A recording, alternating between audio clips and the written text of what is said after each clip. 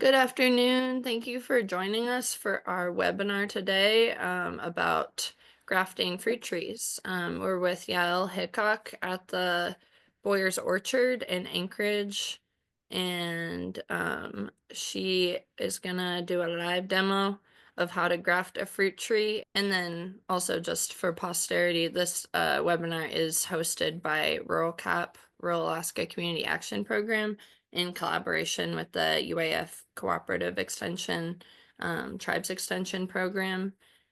All right, thank you. My name is Yael Hickok, and I turned the hobby of growing fruit trees into almost an obsession, I guess. And we're mostly going to talk about apple trees. Some of the things that we are going to discuss do cross over into other kinds of fruit trees. But grafting is basically the act of taking the root system, or what we call the root stock, and grafting onto it a scion branch or a stick. So the reason we do that is because the hardiest rootstocks, the hardiest apple rootstocks, will survive and give you a wonderful, strong, healthy tree, but they don't necessarily give you fruits that are desirable to eat. And so you need the strong root system to combine with a stick or a branch from the kinds of apples that you would enjoy eating. And you put those together, and then you have a nice, strong, hardy tree with fruits that you enjoy eating. So that's the reason that we graft. It gives you a lot more control about the outcome of the tree versus if you were just to take seeds from an apple tree and plant them. And you could go to a store and pick up a tree there, buy a fruit tree there, but then you're very limited to only what they have and rootstocks that may not necessarily be appropriate to the really hardy weather that we have, or climate that we have here in Alaska. Grafting is an awesome and fun hobby, and it opens up the possibility of hundreds of different varieties that you can create.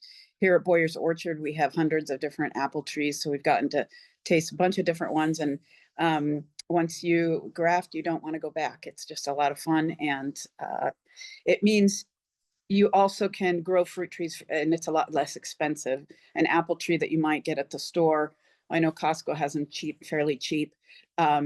But you can, like a really strong, mature one might be anywhere from, $30 to $100, where if you are grafting, you could do it for maybe $4 or $5.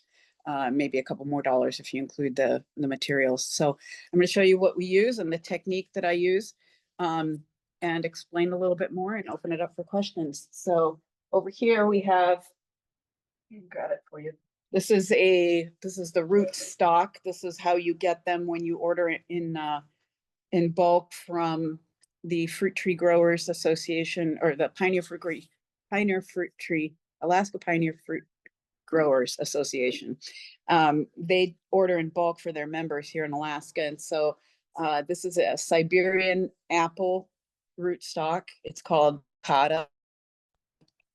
It's a good rootstock because it's not only very hardy, but it's all compatible with just about any kind of fruit tree scion. So this is the rootstock as we get it. And then earlier this winter, we did some collecting of scions. Collecting scions means basically cutting off branches from trees that have varieties that we want. This has to be done when the tree is dormant, or when it's sleeping, when it has absolutely no green buds on it. And then the scions have to be refrigerated. Yeah. Okay, that's better. Are we all here? Yeah. Okay. Much better. All right. Sounds good. So yeah, your camera's so much better than mine. okay. So this is the rootstock. This is the Bacata. It's a Siberian crabapple rootstock. This is the variety of rootstock that the Alaska Pioneer Fruit Growers Association recommends, because it's very hardy, very strong. It's a full-size tree. So here in Alaska, that means it's going to grow 20, 25, 30 feet maybe. And then this is the scion. This is the branch that we harvested. We went around the orchard, because we have so many varieties here at Boyer's. We went around in February and March and collected scion sticks of the varieties that we wanted. And it's important that when you collect them, that you look for sticks that have these buds that are going to be real tight and real close to the actual branch. Those are the leaf buds. And you look for straight sticks that are about the size of a thin pencil, maybe. And for grafting, you only need really 1 or 2 buds on your stick. You don't need more than that. So when I getting ready to graft it, I will cut it down. So I only have the amount that I really need. I'll cut it down to three buds because the bottom one is really close to the edge and I might need to end up cutting that off. So when you cut your scion, you should be looking inside and seeing that nice green color that shows you that it's nice and alive and well. And you're going to be doing the same thing with the rootstock. We don't need all this top growth, so we're going to cut that one off. And you're looking to cut about where the scion and the rootstock are going to be pretty similar in size. They don't have to be exact, but pretty close. And so with this one, I'm going to go ahead and cut it right here. And again, you're going to be looking for nice, healthy, we call that cambium. That bright green layer is the healthy, living, growing part of the tree. And the whole idea with grafting, it all boils down to getting the cambium from your rootstock to mesh with the cambium of your scion. And there are probably 20 different methods with names, fancy names to them, but it really doesn't matter what you call it. You just need to get the cells that are growing the cambium from the roots, from the scion to the cambium or the growing part of your rootstock. And that's pretty much it. The method I'm going to be showing you right now is called the whip and tongue method. And it's the traditional method that you use when you have a small rootstock that's about the size of your scion and your rootstock isn't already planted. Sometimes people want to graft onto trees that are already planted in the ground. So we use different methods for that. But this is the method that you would use when you're starting out with a baby rootstock. So I already showed you the first part, which is cutting your rootstock at about a 45-degree angle, such as this. And then you need to take a knife. There's a couple knives that I recommend. One would just be a, doesn't have the blade to it. This one would just be taking the, like a blade, like a box cutter blade, like that, razor blade. Just because they're so thin, they're really easy to work with and you can always replace it. You don't have to worry about sharpening a knife. But there's another brand that I found. I got it on Amazon. I like this one. It's called Opinel, Opinel. And I think this one is Opinel number 6. Doesn't have the number on it, but there's different Opinel knives. And so this, I like it for several reasons. One, it's very thin, it's folding, but it also locks into place. So there's less injury and it's inexpensive. So it's, I think, under $20 to buy one of these. So either one, whether you use this one or you use a box cutter, it's really important that the knife is very sharp and very thin. A thin blade is the best. And I'm going to show you my method. The way I hold it is, mine's a little different. You know, there's a lot of different ways of doing it, but I'm going to hold mine tight and close because I like to have full control. And if it's way out and I'm holding it like this, I'm not going to have as much control over it. So I'm holding it with my left hand, 3 fingers curled around the front. My index finger is going to be right underneath the open face, and my thumb is just going to be holding it steady. My other hand is, my right hand is holding the knife, and it's going to be first. The first thing I do is cut a notch.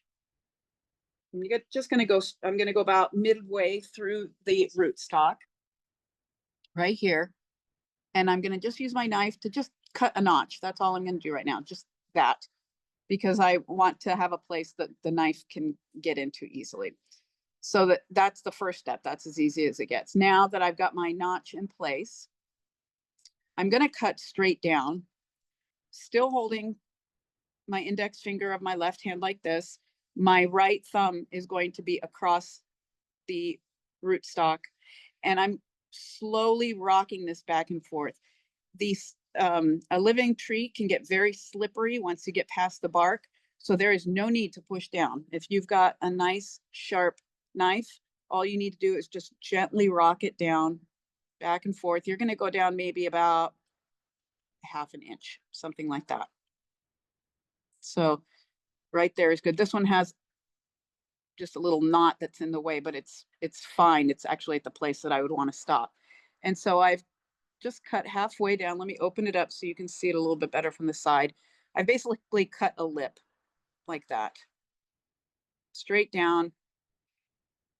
And then what I'm going to do is I'm going to open it up. And now it's a little harder to do at an angle with the camera, but now I've got a tongue that's open. That's the tongue part of the whip and tongue. It's not perfect. Are you trying to make that tongue skinny? Not necessarily making it skinny. We're just trying to make it kind of flat on the outside because, you know, it's naturally rounded. So we're trying to make it flat on the outside, and we're going to be doing the same thing exactly to the, it's hard to get it separated. So like that one's a really thin one, but that's okay. It doesn't matter. You just need to see the cambium, and the cambium is not the white part. It's the green part that you see along the edge right there, right underneath the bark is the living part of the rootstock. So I did that. I'm going to do the exact same thing. It wasn't the greatest example, but I'm going to do the exact same thing with my scion. So make sure you're working from the bottom of your scion. Your buds should be pointed up. I have made the mistake before of grafting it upside down. So, and it won't grow very long that way, but we're going to first cut a 45-degree angle. Like so. Oh, my clippers have gotten dull. I know. Nothing worse than dull tools. Take off that little bit there. All right. I'm going to do the exact same thing. I'm holding the scion with my left hand. I've got my index finger supporting the open face, and then I'm holding my knife in my right hand, and I'm going to use my right thumb to kind of stabilize where I'm going. First, I'm going to just make a notch about halfway into the open face, so I've got a place to start. And then I'm going to go back in instead of going inward to make a notch. Now I'm going to go down, trying to stay parallel with the scion. Just rocking it back and forth, no rush. If I press too hard, it's going to slide. I'm going to cut a digit. Yeah, have Band-Aids ready to go. I always have Band-Aids in my grafting kit because it does happen easily. Once I've cut that lip out of there, now I'm going to open it. See how nice and green that is? It's flat. That's a good one there. So now I've got a tongue that looks like this on my scion, and I have the same kind of a tongue on my rootstock. And this is the part where you get to slide them together. They're going to do a little bit of French kissing here. Yep. Tongue to tongue. That helps to secure it, so it's a strong hold. It makes sure that we've got lots of green surfaces touching each other. You can see that. So yeah, I mean, it's not like, I mean, you can tell it's a graft. Yes. It's funky. It does look funky, and it will heal with a little bit of a bump. That's one of the ways that you can detect if a tree is grafted or not, is you look for kind of a bump at the base of the trunk. As the tree gets older, it'll be less and less obvious. But we've got several points of contact for the cambium. That's the idea with doing a whip and tongue, is you have several points of contact for the cambium, and you also have something that holds itself. So it has some strength here. We're not going to leave it like that, though. We need to tape it together. We use a special tape called Parafilm. Parafilm M is a product you can get online. It's used by laboratories specifically, but it's very expensive to buy the real stuff. It's better if you can join in with a few friends who are doing it, because you only need a small strip, and so you're going to peel it. Parafilm is it's not sticky when you pull it out of the box. It's sticky when you stretch it, and it stretches quite a bit. And it's okay if it breaks. It stretches quite a bit, and then it only sticks to itself when it stretches. Parafilm will also, as the tree grows, the buds will push through the parafilm. It's light enough that they will push through, and so it's not going to girdle or choke off the tree. So we're going to take the parafilm. So I'll show you again how I start. I take the parafilm just below the graft. I'm going to anchor it down with one finger as I'm stretching with my other hand. And I'm lightly stretching and pulling this as I graft. Ooh, that looks good. Yep.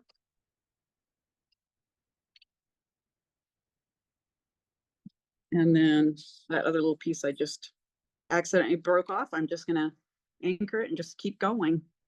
The nice thing, you can kind of twirl it around like this. If you're able to see what I did here. I think that looks good. Okay. All right. So there you go. That's the grafting process. Now we have one bud that's right here. It's hard to see, but I left one bud. Here's two buds, but there's a third one, and I don't want that one. That's too many. The tree shouldn't have that many. I left an extra one just in case we had trouble with the grafting, but I can go ahead and cut that off just a little bit above the second bud. And there we go. One method I use is to wrap the rest of the scion with parafilm. It helps to keep the moisture in. Not everybody does that. But again, I'm just going to anchor it wherever I stopped, kind of stretching and pulling it as I go. If you're first time using parafilm, you'll probably break it a lot because it's hard to get just the right tension without breaking it. But it's good practice, and you don't have to use parafilm. There's other products. The old timers would use rubber bands, or they might just use some pieces of twine to wrap around there. Maybe they would dip it in wax to keep the moisture in, but this is my method. And then the important thing I tell people, friends don't let friends graft without a label.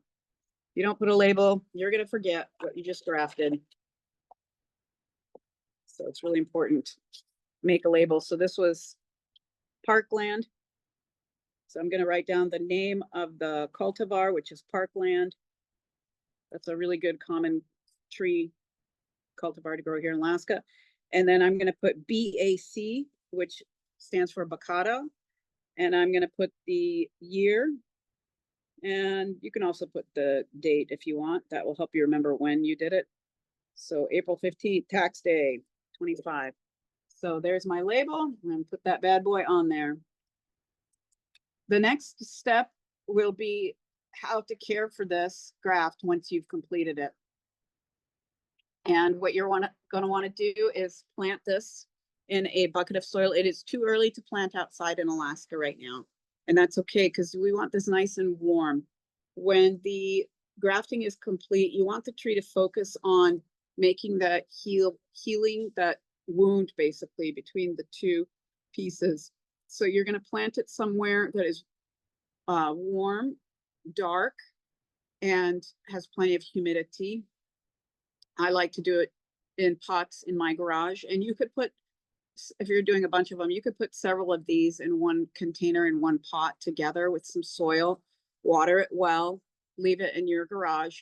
In about 3 weeks to a month, you should notice that there's green buds coming out of the top, out of the scion. And that's an indication to you that these guys have probably healed together. You may also notice some shoots or growth coming below your scion.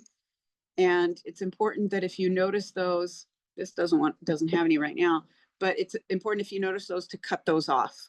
Now you know that everything above the graft is that cultivar that you're desiring to grow as an apple. So everything below it you want to clip, other than the roots, of course. You leave the roots. And you keep watching it like that. And if you don't see it growing, and if nothing happens, one way that you can check to see if your scion is still alive, sometimes they'll stay dormant for a really, really long time. So to decide if you want to give up or not, you can just do a little scratch under the surface. You should be able to get right through that layer of parafilm. And you see when I scratch it, I see that green cambium, so I know that the scion is alive and well. And I'm just going to keep it on there, even if it takes a couple of months. Some of them, like I said, take longer, and you may not see the growth for quite a while, but that's how you can check. If for some reason your scion dies and doesn't survive, it's very likely that your rootstock has still survived. And so you would be able to just cut off the scion and restart. Beginners, it's really normal to not have success. It really takes a lot of practice. I think the first year I grafted, I got maybe one tree that survived. So don't be disappointed. And every year, my statistics got better and better. And now I probably have about a 90% survival rate. So, but I still fail. We still get fails. Sometimes it has nothing to do with your grafting technique. It may have something to do with the rootstock not liking the scion that you chose. They don't play well together. It could be other factors that are involved also. It's just really important to keep this nice and strong, and don't mess around, and try not to touch or take it apart. It's hard not to. You really want to get in there and see if it's still alive. But there you go. That's kind of the basics of grafting. You would be able to plant this into the ground anytime the soil is warm enough to work. So here in Alaska, I would say you might want to plant it towards the end of May or early June. Or you could wait till a little bit longer just to make sure that it's taking. You can also wait all the way until the fall. The fall is a fine time to plant as well. Just make sure that if the tree has been inside, that you do the hardening off process, where you gradually get it used to being outside in the sunshine and in the cold before you do your final planting. And make sure that that label is on there. So that's kind of the basics. And that's one technique. There are many others of techniques of grafting, but are there any questions so far about what I've shown you? So how do we get the scions? Say we want to get some from you. Okay. A lot of apple growers and grafters have their own. You can always go online and ask. If you're interested in getting some scion from us, you can just send us a message. We're selling it. I've been selling it just slowly to people who send me messages personally. I've already collected them from all the trees. So you can just send us a message. We charge $4 for a scion stick. And if we need to ship it, there's a $10 flat rate shipping fee. But you can also, if you live in the Anchorage area, you can arrange to pick it up from us. Okay, thank you. You're welcome. And I know and this is Emily talking, the Pioneer Fruit Growers they just had their annual grafting event, and they have some rootstocks left over that they're selling. Maybe you could put that info in the chat if you got that recent email of who to contact if you need rootstock. Another great resource, if you're a Facebooker, is the Alaska Apple Growers Facebook group. I know it's called Apple Growers, but people do discuss other fruit trees, and often somebody will have extra rootstock, or they've got extra scions, and people are usually really willing to share. We have some here at Boyers as well. So just ask around. And then if you join the Alaska Pioneer Fruit Growers Association, they start processing their orders really early. So like this coming August or September is when I will put in our order for rootstock for next April. So we've already got ours. We might have a few extras that we can spare, but that's basically the process for getting those. Another resource I found is actually going on Etsy. I was surprised to see how much there is on Etsy for rootstock and scions. And we've been also utilizing that as a way to sell and get our rootstocks out. And it's how I've acquired a whole bunch. I've got probably about 20 different fun varieties that we don't have here that I would like to try. So I've been buying those, trading online. So it's kind of a fun hobby. I believe that Bob Boyer, the man who started this place, basically did the same thing. There wasn't social media back when he was doing it in the late 90s, but he was writing to different groups or different growers throughout the country, and they would trade scions with each other. And that's why he has such a wide variety. Going through some of his notes, he passed away before I had a chance to meet him, but just going through some of his notes, I can see how he had written to some different people and asked them about different varieties, and they had traded together. It's really fun, really cool. Cool. Iva, if you could put this in the chat, Mark Wolber's email is MEWolbers. So MEWOLBERS at alaska.edu. And he's the head of Pioneer Fruit Growers and is the one you can contact for, yeah, you got it, for the extra scion or extra rootstock that they have for sale. And they might have some extra scions too. Somebody said that they took the extra ones home from the, I bet, from the event. I got a whole bunch at the event and more. I know, much more than I need. It's a blessing and a curse, right? I have a ton of Gloria if anybody wants. Yeah. Anyway, yeah. What other questions might you have? Hi, I just wanted to double check when you said, so you're saying after the graft, you're wrapping them in the rootstock in foil, so no soil, just foil, and keeping that relatively warm in the garage until ready to plant? No, in soil. Sorry, not Oh, foil, but soil. okay. Because I was like, wait a minute, foil? Okay, we want to keep the soil away. All right. Yeah, So you're just putting it essentially in a pot that you're keeping warm until you transplant it. Yeah, you just plant it in a pot.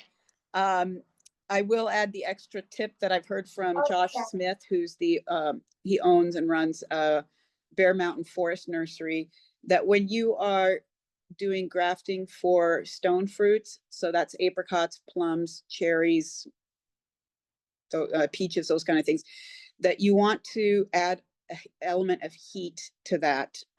So he recommends, and I've followed his recommendations, using a seed mat. So one of those electric seed mats that keeps your seeds warm, I think to about 90 degrees or so, underneath the pot. And then over the pot, you might want to turn over a tote or an empty trash can. So you're really keeping the heat, the warmth, and the moisture all in that space for about 3 weeks. That seems to help the stone fruits heal better. They really are a lot harder to get the grafts to join. Once I used his technique, I had a much better success rate with those plums and cherries and things. Did you say, does a newly grafted tree have to sit in the dark for a while? Yeah, I recommend the dark for a couple of weeks. It doesn't have to be, it could be your garage, even if you've got your lights on in the garage for a while, but not under grow lights and not out in the sun or in a greenhouse. The reason being is because that light will stimulate the tree to focus on growing more leaves. And we want it to focus on strengthening that graft union and on strengthening the root system. The leaves are less important right now. Jennifer asked, how soon do you graft scions after you cut them, or how long can you wait to graft them? So that's a really good question. The scions need to be collected when they are dormant. So that means in the wintertime, late winter, and then you put them in your refrigerator until you have your rootstocks. The rootstocks usually don't start getting shipped until mid to late April or into May or June. The tree that or the rootstock has to be alive and awake. So you want to make sure when I cut off that one, you want to make sure that it's got some green buds opening up. Or if you're grafting onto an existing tree that's outside, you want to make sure that it's pushing buds, as we call it, showing the beginning of leaves. But the scion has to be dormant. So they're in two different stages. That's why we collect the scion in winter and refrigerate it. And then we graft it onto a fully alive and awake rootstock, because we want, as that scion is waking up from its dormancy, to be attached to and needing the moisture that comes from the rootstock, which is active and ready to feed it. That's the reason that we do it that way. So it's usually a couple months difference from when you collect and store your scion to when you actually graft it. But it doesn't have to be. It's not the time period that matters. It's the fact that the scion is dormant and the rootstock is alive. I'm going to quickly go grab some examples for you of some ones that we've done in the past. I'll be right back. And while she's doing that, if you missed the little tour, we'll come over here so you can see the apricot flowers again. Woo. They look so good. They smell really pretty.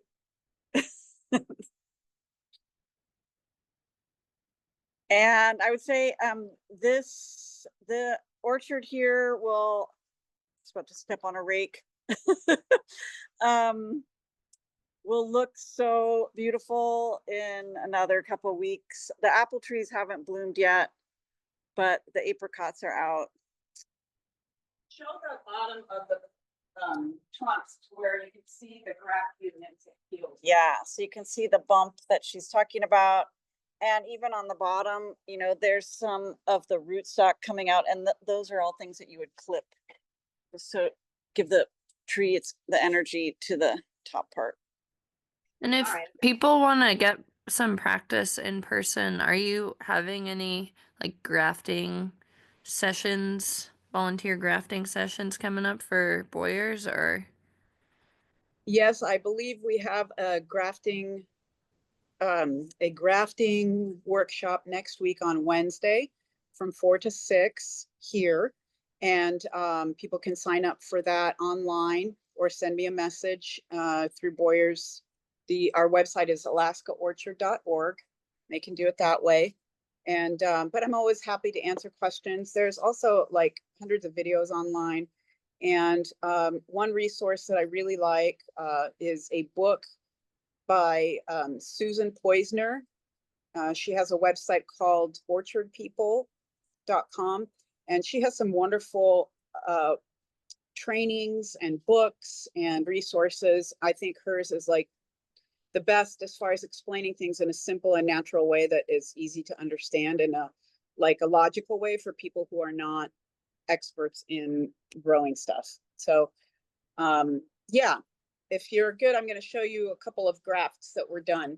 So this one I did earlier this year. It was done on March 26th. So it's only been a couple weeks for this one. It's a Zestar, and it's grown on Baccata. And then, yeah, and then on the back, I put the date 3/26. So you see I labeled, you always label. And what I did with this one is I actually put electrical tape because the two pieces were really thick and didn't stick together very well. But if you notice, I put the electrical tape over the parafilm. The electrical tape, if you put it directly onto the bark, will rip the bark off when it's time to take it off. And electrical tape will not allow the buds to grow through it. So you will need to remove it, but I don't want to remove all the bark when I remove it. So I always use the parafilm first. But this is an example of one that I wrapped all the way up. And it's hard to tell, but I can see that the bud is just starting to swell, just a tiny bit of color there, showing that the union is working. This is only a couple weeks old, so I don't expect big buds out of it. But if you look lower down, you can see where there's a little bit of red growth. This particular one would have reddish colored leaves, tiny bits of red growth. I would just kind of rub those off because I don't want any branches growing down here below. And in a couple weeks, when I start seeing the buds open up some more, then I will remove that electrical tape so that I'm not girdling. So that one's just from this year. I want to show you one from last year. So this one was actually grafted by you. Are you ESB? I am. You are ESB. Okay. Mama, so this is Gloria. baby. Gloria, and it is on Baccata rootstock, and it was in 2024. And you can see there's growth underneath here, green growth underneath the graft. I'm going to just rub that right off of there. The parafilm is still on. We don't need to remove it because the tree will just stretch and grow through it. It's not a problem. And you can see nice green buds coming up there. Now, this one later on, it's basically gonna give us 2 trunks or 2 large branches. And so we could decide if we want to have a 2-branched or a 2-trunk tree, or we could pluck one of them off and it will redirect the growth to just one of them. Nice tall leader that way. But that's an example of what it will look like this time next year. So everything, anything that's growing above the pear film, above the graft union, that's your cultivar that you want. So it doesn't look like a whole bunch. This was done in late June. So the tree didn't put on a lot of growth last year. But it's doing it this year. Yay. Yay. So Go, that's little an example. baby. Yeah. Doesn't look like much, but it is. It's a lot. Thanks, Yael, and thanks everyone for joining.